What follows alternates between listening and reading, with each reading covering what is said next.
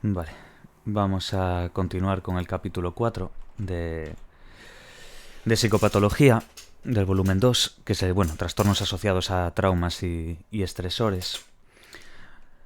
Vamos a dar comienzo con la introducción que nos cuenta que, según el DSM-5, el trauma y los cuadros clínicos relacionados con factores de estrés son trastornos en los que la exposición a un suceso traumático estresante aparece de manera explícita, pues como un criterio de diagnóstico. Estos cuadros son, y ahora vamos a ir dando cada uno de ellos, vamos a citarlos, pero después vamos a ir entrando en cada uno de ellos, ¿vale? Entonces tenemos que sabernos bien: trastorno de apego reactivo, que es el TAR, luego el trastorno de estrés agudo, el TEA, no confundir con el trastorno del espectro autista, trastorno de estrés postraumático, que es el TPT, y los trastornos adaptativos, que daremos al final. Así que esto sería la parte dentro de trastornos asociados a traumas y estresores. Tenemos el trastorno de apego reactivo, trastorno de estrés agudo, trastorno de estrés postraumático y trastornos adaptativos. De aquí en adelante intentaré decirlo simplemente por las siglas, pero para que ya sepamos un poquito con lo que es el significado. Vale, los dos primeros, el trastorno de apego reactivo y el trastorno de estrés agudo, aparecen en el ámbito de la primera infancia, y un requisito necesario para el diagnóstico de ellos es la ausencia de un cuidado adecuado por parte de los padres o cuidadores, pues durante las primeras etapas del niño. Entonces, lo que sería el trastorno de apego reactivo y el trastorno de estrés agudo, el TAR y el TEA, aparecen en el ámbito de lo que es la primera infancia, y un requisito necesario, pues, para ese diagnóstico de ellos es precisamente, pues, la ausencia de un cuidado adecuado por parte tanto de los padres o cuidadores en lo que serían las primeras etapas del niño, ¿no?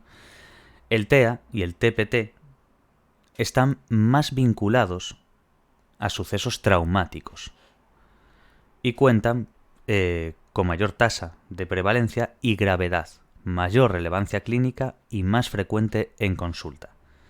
Entonces, muy importante quedarse con la parte de que el TEA, el trastorno de estrés agudo y el trastorno por estrés postraumático, están más vinculados a lo que son sucesos traumáticos, ¿vale? Y cuenta, pues, con una mayor tasa de prevalencia, de gravedad, mayor relevancia clínica, más frecuente en consulta y todo eso, ¿vale? Entonces, TEA y TPT. Vale, sucesos traumáticos y daño psicológico. Los sucesos traumáticos provocan terror, indefensión, ponen en peligro la integridad física o psicológica, y la víctima está en una situación emocional donde es incapaz de afrontarla. Cualquier acontecimiento traumático quiebra el sentimiento de seguridad y produce desvalimiento. El daño psicológico se refiere, por un lado, a lesiones psíquicas inmediatas tras un suceso violento, y por el otro, a las secuelas emocionales que pueden persistir de forma crónica. Las diferentes reacciones ante un mismo hecho traumático son muy variables de unas personas a otras, y esto es muy importante entenderlo. Hay las diferentes reacciones en sí ante un mismo hecho traumático, para unos puede ser, pues, muy doloroso, para otros menos. Hay distintos grados, por así entenderlo. Aunque les haga daño, hay gente, pues, que lo lleva de una manera y otros de otra, y para unos es más sensible y para otros no. Entonces hay que entender precisamente eso, que ante un mismo hecho traumático, pasa incluso con hermanos, ¿no? Tienen un mismo hecho traumático y a uno le afecta de una manera y a otro de otra, y es el mismo hecho, quiero decir. Pero bueno, son muy variables de unas personas a otras, es lo que hay que entender, ¿vale? Lo que debilita la resistencia a las frustraciones y contribuyen a generar una sensación de indefensión y de desesperanza es una fragilidad emocional previa, un historial de victimización, un estrés acumulativo, una mala adaptación a los cambios, etc. Un suceso traumático genera, pues, un cuadro clínico, solo cuando el acontecimiento supera en una persona el umbral para el trauma. Es muy importante entender lo del concepto del umbral. El suceso traumático como tal va a crear un cuadro clínico, va a generar un cuadro clínico solo en los casos en los que se supera en una persona el umbral para dicho trauma, ¿no? E interfiere, pues, lógicamente, negativamente de forma grave en su vida cotidiana, lo de siempre. El trauma viene definido por la respuesta traumática, no por el suceso traumático en sí mismo. Esto también lo dimos antes. Y es una parte interesante de entender, porque el trauma en sí va a venir definido por la respuesta traumática en sí, no por lo que es el suceso traumático en sí mismo, sino cómo respondes tú ante eso. Eso es a lo que se refiere. Las reacciones psicológicas a un acontecimiento traumático varían también en función de la mayor o menor proximidad temporal al suceso. Por ello, el TEA se ha caracterizado cuando la sintomatología clínica emerge en las 4 primeras semanas tras el acontecimiento. Muy importante, ¿vale? El trastorno de estrés agudo. Yo voy a ir diciendo ya directamente TEA, pero bueno, el trastorno de estrés agudo, por último, se caracteriza precisamente por eso. Cuando la sintomatología clínica emerge entre lo que serían, bueno, en las 4 primeras semanas tras el acontecimiento. O sea, en el mes.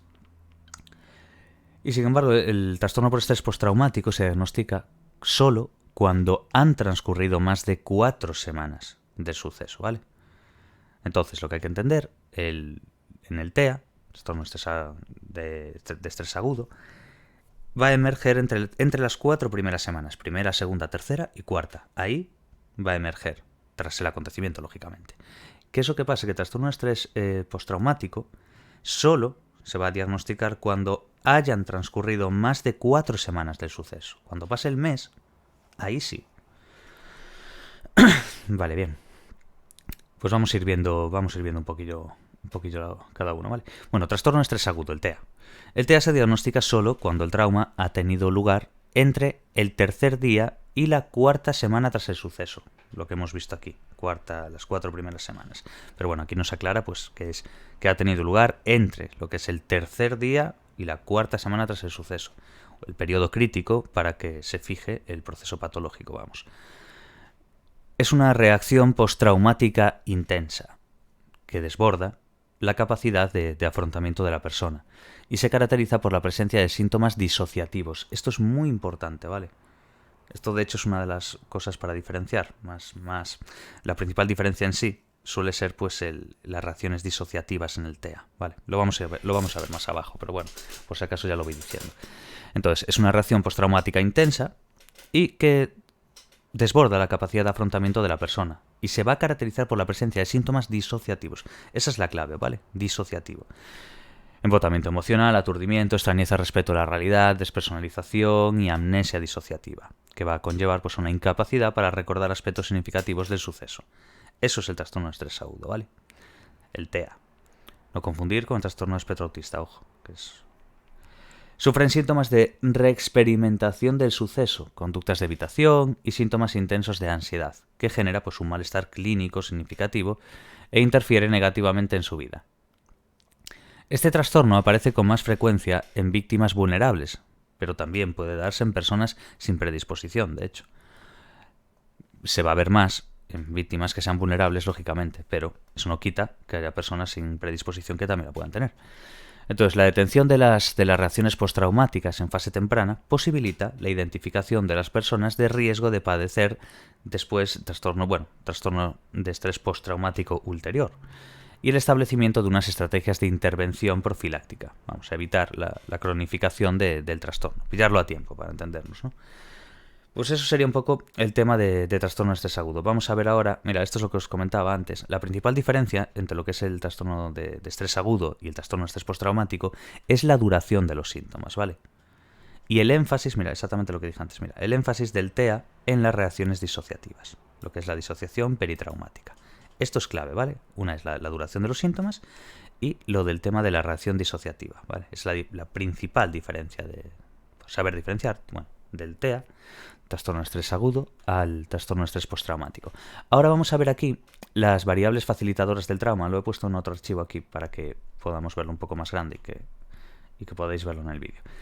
Variables facilitadoras del trauma. Tenemos factores predisponentes, bueno, pretrauma, que son psicopatología previa personal o familiar, exposición previa a traumas, personalidad vulnerable o estrés acumulativo. Eso sería un poco lo que podríamos denominar factores predisponentes. Luego, factores precipitantes, vamos, el suceso traumático, lo que precipita, el tipo de suceso traumático, la intencionalidad y demás. Gravedad del suceso traumático, pues modelo de dosis-efecto, modelo de dosis dependiente. Y luego tenemos factores de mantenimiento, lo que es el post-trauma. Ya veis que lleva básicamente el pretrauma, el trauma y el post-trauma, para entendernos, ¿no? Y ese factor de mantenimiento, ese post-trauma, pues es el quedarte anclado en el pasado, el anclaje en el pasado, hacerse preguntas sin respuesta o buscar explicaciones imposibles de obtener, necesidad de buscar culpables, negación cognitiva o emocional del suceso. Eso sería básicamente las variables facilitadoras. Las veis aquí, simplemente son exactamente lo mismo, pero están más pequeñitas. Entonces, para que lo podamos ver todos bien, pues nos basamos en eso.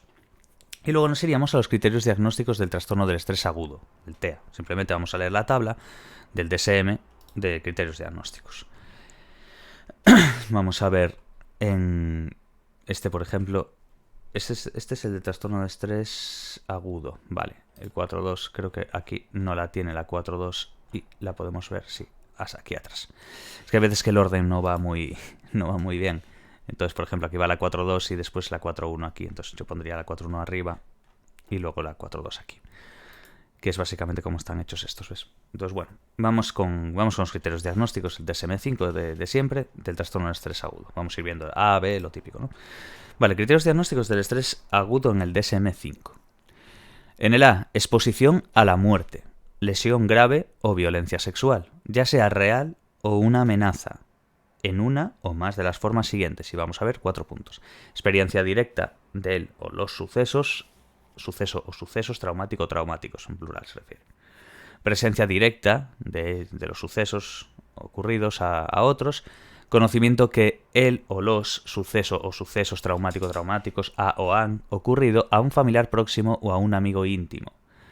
Nota, en los casos de amenaza o realidad de muerte de un familiar o amigo, los sucesos han de haber sido violentos o accidentales. Y por último en el 4 nos dice exposición repetida o extrema a detalles repulsivos de los sucesos traumáticos. Por ejemplo, socorristas que recogen restos humanos, policías repetidamente expuestos a detalles de maltrato infantil. Aquí nos aclara con una nota que esto no se aplica a la exposición a través de medios electrónicos, televisivos, películas o fotografías, a menos que esta exposición esté relacionada con el trabajo, ¿vale? Entonces un poquillo la diferencia. Es en el punto A, bueno, en el apartado A. Luego en el B, presencia de 9, y esto es muy importante, ¿vale? Vamos a ver una serie de síntomas que están diferenciados además, son unos 14, pues de ellos tiene que haber por lo menos 9 o más. Esto es muy importante porque se suelen ser típicas preguntas, ¿vale? Entonces, presencia de 9 o más síntomas de los siguientes, que vamos a ver, de alguna de las 5 categorías, y esta es la clave, ¿vale? Todos estos 14 están divididos en, bueno, por así decirlo, en categorías, en 5 categorías. Síntomas de intrusión, estado de ánimo negativo, síntomas disociativos, síntomas de evitación y síntomas de alerta. Y dentro de estos 5, pues van esos 14. Lógicamente no van todos juntos, simplemente hay una diferenciación en categorías. Hay 5 categorías y vamos a ir viendo de ellas, ¿vale? Entonces empezamos por el primero, síntomas de intrusión. Aquí vamos a tener 4 en los síntomas de intrusión. Recuerdos angustiosos recurrentes, involuntarios e intrusivos. Nota, en los niños se puede producir juegos repetitivos en los que se expresen temas o aspectos de los sucesos traumáticos. Yo recuerdo algunos casos de cómo dibujaban y cómo tal, y ellos se daban cuenta de lo que veían y demás, entonces lo recreaban en esos juegos, pues, bueno, repetitivos, que iban expresando esos temas o esos aspectos traumáticos. Esos serían los recuerdos angustiosos recurrentes. Luego, sueños angustiosos recurrentes en los que el contenido y o las emociones generados, en este caso, están relacionados con él o con los sujetos. Nota, en los niños puede existir sueños aterradores sin contenido reconocible. 3. ¿Ya veis lo complejo que es? Dentro de estas de intrusión hemos visto los recuerdos angustiosos recurrentes, los sueños angustiosos recurrentes. Ahora, reacciones disociativas, muy importante esto. Por ejemplo, escenas retrospectivas, en las que el individuo siente o actúa como si se repitiera él o los sucesos traumáticos. Estas reacciones se pueden producir de forma continua y la expresión más extrema es una pérdida completa de conciencia del entorno presente. Tiene que ya ser muy, muy, muy potente eso. Pero bueno, reacciones disociativas. Y por último, dentro de los síntomas de intrusión, de esta primera categoría, de las 5 que hay dentro de esto, pues tenemos el malestar psicológico intenso o prolongado o reacciones fisiológicas importantes en respuesta a factores internos o externos que simbolizan o se parecen a un aspecto de los sucesos traumáticos. Esos serían los síntomas de intrusión, ¿vale? Luego tendríamos el estado de ánimo negativo. Solo hay uno en este. Y el estado de ánimo negativo es incapacidad persistente de experimentar emociones positivas. pues por ejemplo, la felicidad, satisfacción o sentimientos amorosos. Vamos, ese estado de ánimo negativo, que va a ser pues ser incapaz de persistir en tener emociones positivas, claro. Luego tendríamos en la tercera categoría los síntomas disociativos. Y aquí tenemos dos, el 6 y el 7, para entendernos. Sentido de la realidad alterada del entorno o de uno mismo. De ahí la disociación, claro. Por ejemplo, verse uno mismo desde la perspectiva de otro. Estar pasmado, lentitud del tiempo. Y en el 7 nos dice incapacidad de recordar un aspecto importante de los sucesos, debido típicamente pues a una amnesia disociativa y no a otros factores, como podría ser una lesión cerebral, el alcohol o drogas. No, tiene que ser típicamente una amnesia disociativa, vamos. No porque te hayas tomado algo o porque tengas una lesión cerebral. No por factores que no tengan que ver en este aspecto, ¿vale? Entonces, síntomas disociativos. Esa realidad alterada del entorno, de uno mismo. Y la incapacidad de recordar un aspecto importante de o los sucesos o sucesos. Traumático o traumáticos. Tenemos que andar diciendo así, porque claro, puede ser uno, puede ser varios. Esa sería la tercera categoría, sistemas disociativos. Luego tendríamos en la penúltima los síntomas de evitación. ¿Qué son los síntomas de evitación? Hay dos también, como los disociativos. Tenemos esfuerzos para evitar recuerdos, vamos a evitarlos, pensamientos, sentimientos angustiosos acerca o estrechamente asociados a los sucesos traumáticos. 9 esfuerzos para evitar recordatorios externos, personas, lugares, conversaciones, que van a despertar esos recuerdos, esos pensamientos o esos sentimientos, ¿vale? Y por último, en las categorías tenemos síntomas de alerta. Aquí tenemos el 10, 11, 12, 13 y 14. Vale. Bien, aquí son, los 5 que quedan, vamos. 10, alteración del sueño. Por ejemplo, dificultad para conciliar o continuar el sueño, o sueño inquieto. Un síntoma de alerta, vamos, una alteración del sueño. 11, comportamiento irritable y arrebatos de furia con poca o ninguna provocación, que se expresa pues típicamente como agresión verbal o física contra personas u objetos. Hipervigilancia, problemas de la concentración y respuesta de sobresalto exagerada. Luego en el apartado C, ya nos cambiamos de este B, ya hemos dado los 14 que hay. Recordemos, tiene que haber una presencia de 9 o más de estos síntomas. Y recordemos la categorización que se ha hecho de intrusión, estado de ánimo negativo, disociación, evitación y alerta. Los 5 que hay. Y esos 14 están metidos ahí. En el primero de intrusión hay 4, en el estado negativo hay 1, en disociativos hay 2, evitación hay 2 y luego los restantes en síntomas de alerta, que son 5, del 10 al 14 incluidos. Vale, C. La duración del trastorno. Síntomas de criterio B. Es de 3 días a un mes después de la exposición al trauma. Esto ya lo hemos dado antes. Recordar, ese mes son las 4 semanas, quiero decir, simplemente ha cambiado 4 semanas por un mes. Pero es exactamente lo que hemos leído previamente, que son 3 días a un mes. Después de la exposición al trauma, lógicamente. Nota, los síntomas comienzan en general inmediatamente después del trauma, pero es necesario que persistan al menos durante 3 días y hasta un mes para cumplir los criterios del trastorno. Eso es una cosa para entender lo de los 3 días, porque queda como un poco chocante, ¿no? Dice, ¿por qué 3 días? Precisamente es eso, realmente es instantáneo, es inmediato. Después del trauma ya pasa eso. Pero es necesario que persistan por lo menos durante 3 días para que llegue a eso, y hasta un mes incluso, para cumplir lo que serían los criterios del trastorno, vamos. En el D, la alteración causa malestar clínicamente significativo o deterioro en lo social, laboral u otras áreas importantes de funcionamiento.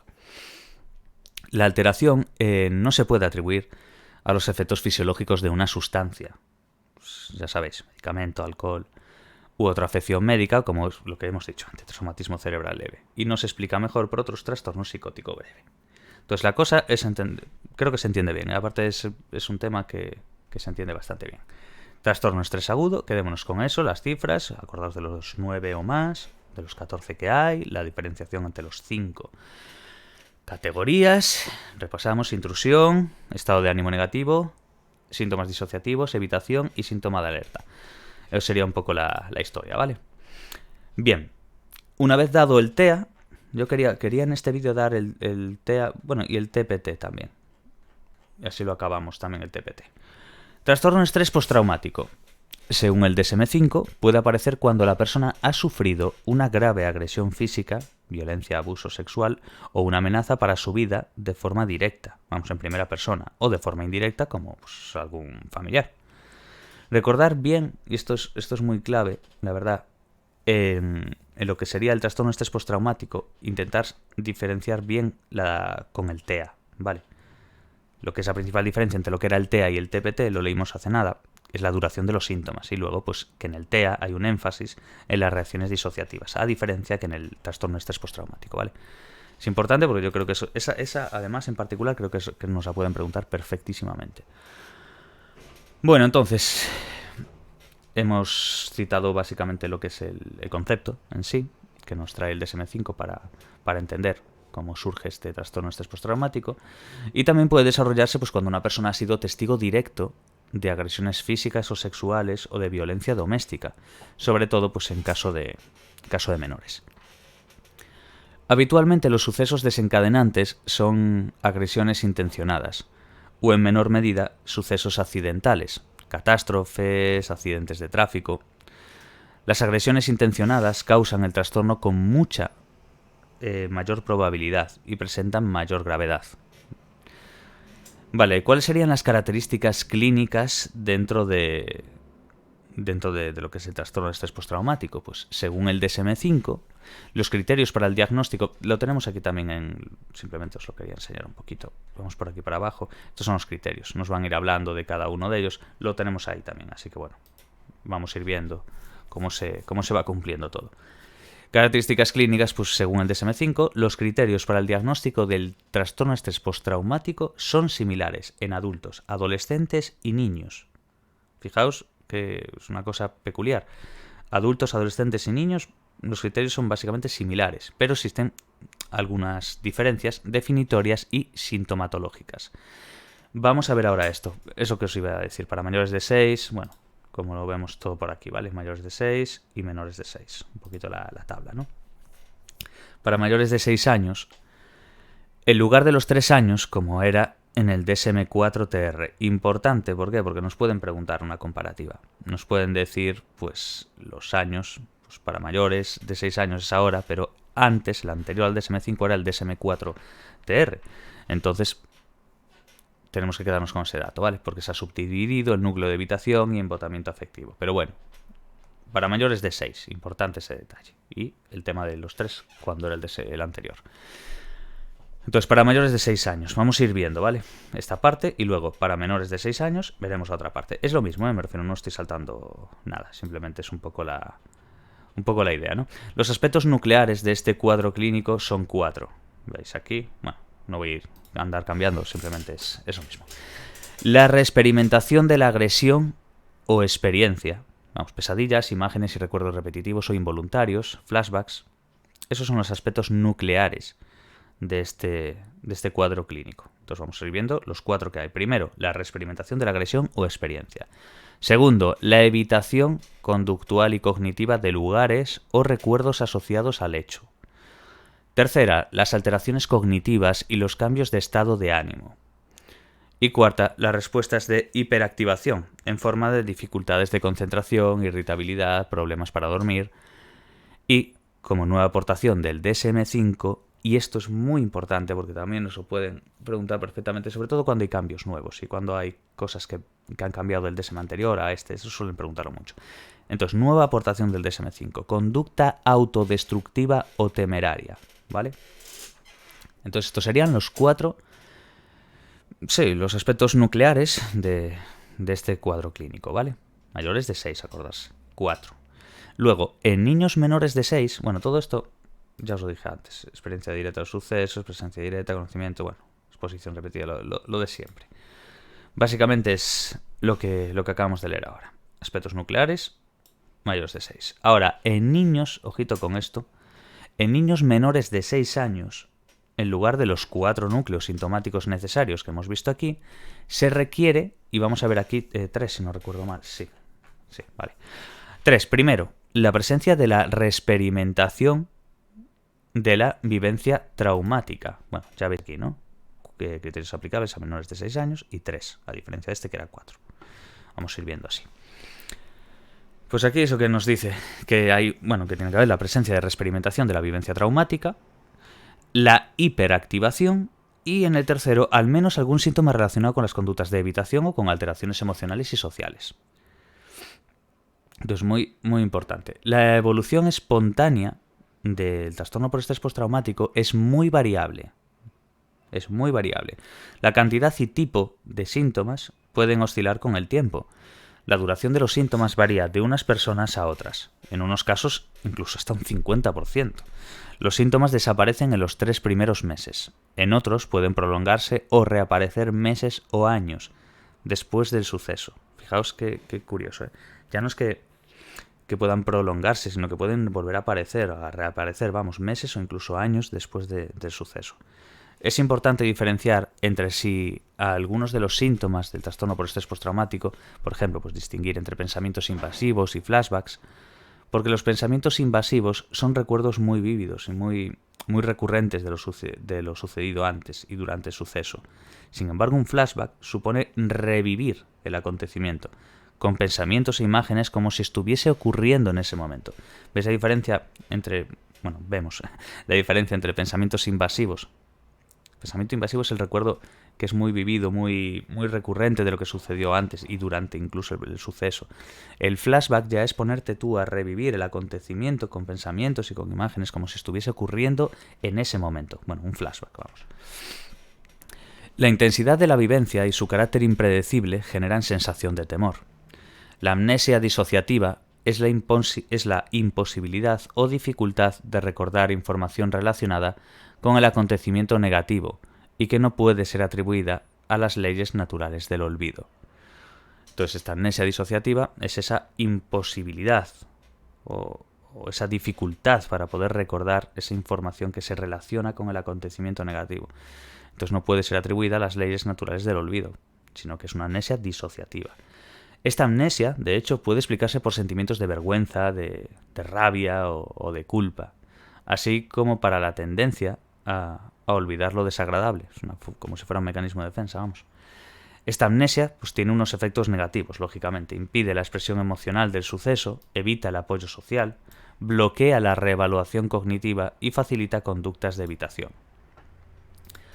En estas personas puede haber reacciones paradójicas, como la hipermnesia, que en este caso pues la persistencia de los recuerdos dolorosos, pesadillas, vivencias invasivas, o una amnesia total o parcial, como recuerdos inconexos, incompletos, fragmentados y erráticos, lagunas de memoria, olvido total de la experiencia y demás. Entonces mirar qué reacciones más paradójicas. Puedes estar con una amnesia total o parcial, en plan que te acuerdas mal, o que está incompleto, que está fragmentado, que está errático, o puedes tener una persistencia de esos recuerdos dolorosos a través de pesadillas, de vivencias invasivas, de todo eso, ¿no? Entonces, eso lo tienes ahí, de ahí el de la hipermnesia. Vale.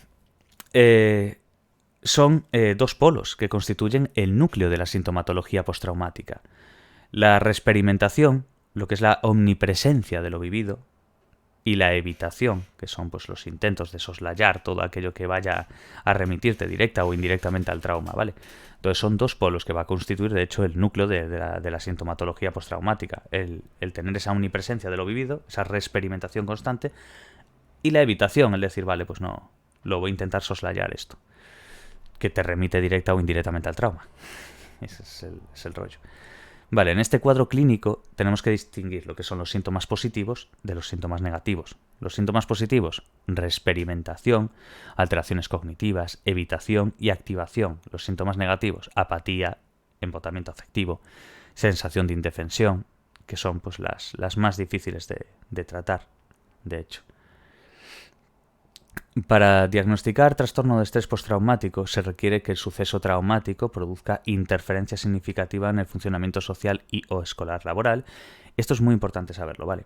El hecho de que te vayan a diagnosticar trastorno de estrés postraumático va a requerir que el suceso traumático en sí te produzca una serie de interferencias, como puede ser un funcionamiento social en la escuela, en el trabajo, o que tú tengas un cierto embotamiento afectivo, lo que es anestesia emocional, para experimentar sentimientos de intimidad y ternura.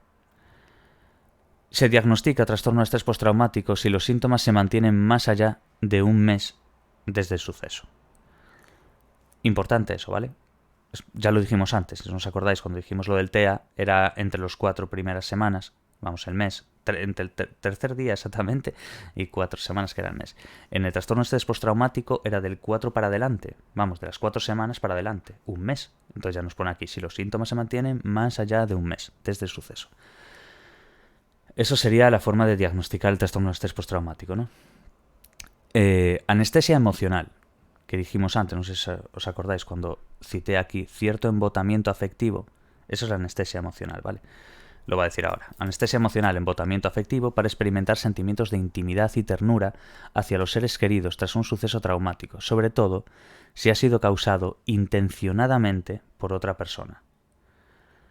El perfil psicopatológico del trastorno de estrés postraumático, según el tipo de suceso, vamos a ver ahora. La reexperimentación es muy alta en víctimas de agresiones sexuales, terrorismo y maltrato. Esa reexperimentación es muy alta cuando pues eres víctima pues, de una agresión sexual o de un terrorismo o que te maltraten. La evitación es muy marcada en todas las categorías de pacientes, excepto pues en caso de los accidentados que presentan pues muchos síntomas de sobresalto.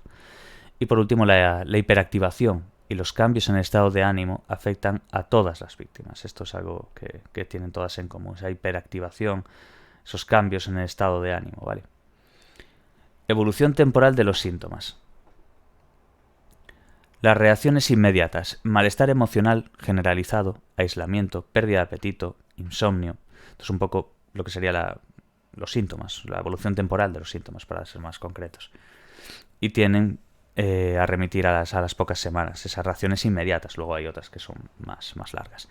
Las víctimas pueden experimentar ansiedad y depresión, con pérdida de autoestima y cierta desconfianza en lo que son los recursos propios. Los sentimientos de culpa pueden derivar de atribuir lo ocurrido a errores cometidos por la propia víctima. Un sesgo, vamos. Que es muy típico, de hecho. Esos sentimientos de culpa que la persona tiene pueden acabar derivando en atribuir lo ocurrido pues, a errores cometidos por la propia víctima.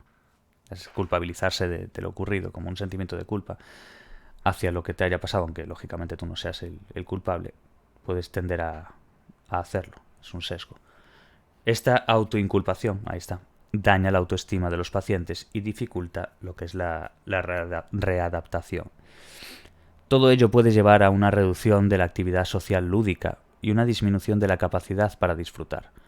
A medio y largo plazo, porque todo lo que fuimos viendo es un poco reacción inmediata y demás, pero bueno, lo que ya es a medio y a largo plazo pueden aparecer, no siempre, ciertos trastornos de conducta, como puede ser la irritabilidad, la dependencia emocional, la actitud victimista, la pasividad e incluso mayor tendencia a la introversión y al embotamiento afectivo. Puede haber una tendencia a la desconexión entre el relato del suceso y la vivencia emocional.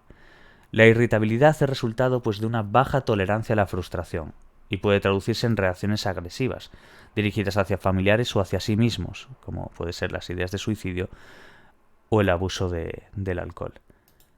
A largo plazo, que esto era como a medio largo plazo, a largo plazo en sí, el trastorno de estrés postraumático puede producir una transformación persistente de la personalidad de la víctima, muy resistente al tratamiento. Entonces ya vemos, a largo plazo, el trastorno de estrés postraumático puede producir en sí una transformación persistente de la personalidad de la víctima, muy resistente al tratamiento. Ojo con esto, ¿vale? Vamos, que va a haber una transformación de persistencia de esa personalidad. El trauma, pues tras meses o años, puede manifestarse de forma enmascarada, de manera que el cuadro clínico puede mostrarse como una depresión, alteración del sueño, consumo de alcohol, distanciamiento social, pero ya veis que puede manifestarse de una forma totalmente enmascarada. ¿Cuál sería la epidemiología? Pues según el DSM-5, la tasa de prevalencia de este cuadro clínico te puede oscilar de entre el 0,5 al 3,5 de la población adulta. Entonces 0,5 y 3,5. El trastorno de estrés postraumático puede estar presente entre el 15 y el 30% de quienes sufren un suceso traumático. Ojo con eso. Este trastorno de estrés postraumático puede estar presente entre lo que sería el 15 y el 30% de quienes sufren un suceso traumático. Incidencia más baja de los supervivientes de una catástrofe o accidente. Y más alta pues en casos de las víctimas de hechos violentos. Ya veis la diferencia entre lo que sería... Está entre un 15 y un 30 para entendernos, de los que sufren un suceso traumático, pero hay una incidencia más baja entre los que son supervivientes, por ejemplo, de una catástrofe, un accidente de tráfico o cualquiera de estas cosas, y va a ser más alta entre los casos de víctimas de hechos violentos. Las tasas más elevadas se han descrito entre las víctimas de violencia o de agresiones sexuales, que pueden alcanzar incluso ya hasta el 50 y el 70% de personas afectadas. Ya veis, las diferencias son claras. Y ya vemos como las tasas más elevadas pues, son las de las víctimas de violencia o incluso de la agresión sexual en sí. Es un trastorno más frecuente y grave en mujeres, la agresión sexual o la pérdida de un hijo, por ejemplo. En varones se da con menos frecuencia y los estímulos implicados están relacionados más bien con el abuso infantil, con la violencia y en menor medida con los accidentes de tráfico. ¿Vale? La tasa de prevalencia del trastorno estrés postraumático en la población adolescente podría situarse entre el 1,6 y el 9,2. Más frecuente en chicas que en chicos. Esto sería en la población adolescente. Hay que saber diferenciar perfectamente entre la parte de arriba que leímos del 0,5 y el 3,5. Eso es la población adulta. Otra cosa sería la tasa de prevalencia del trastorno de estrés postraumático en la población adolescente. Ahí ya se sitúa entre el 1,6 y el 9,2. Ya veis que es más frecuente, en este caso, pues en chicas que en chicos. Vale. En la población infantil, la tasa de prevalencia estaría comprendida entre el 1 y el 10. En general, pues los sucesos traumáticos que están relacionados con una mayor prevalencia en el trastorno de estrés postraumático en niños son el haber presenciado el asesinato de uno de sus padres, el secuestro, los abusos, agresiones sexuales, maltrato físico o el abandono. Esos en general los sucesos traumáticos que van a estar relacionados con una mayor prevalencia en lo que sería el trastorno por estrés postraumático en niños. ¿Cuáles serían los tipos? Pues el trastorno de estrés postraumático se puede manifestar de formas diversas, según momento de aparición, sintomatología o complejidad y resistencia al tratamiento. Entonces vemos como el trastorno de estrés postraumático se puede manifestar de distintas formas, desde que incluso desde una aparición a la sintomatología o a la complejidad, incluso a la resistencia del propio tratamiento, ¿no? Vale. Luego ya nos iríamos a las modalidades que habría dentro del trastorno por estrés postraumático. Que creo que deberíamos dejarlo por aquí, porque después ya nos vamos a meter. Sí, es que aparte estamos en la mitad, porque 6, 12, básicamente por ahí, ¿vale? Entonces, lo dejamos en modalidades del trastorno de estrés postraumático y el próximo día seguimos, ¿vale? Mucho ánimo y hasta el próximo vídeo. Chao, chao.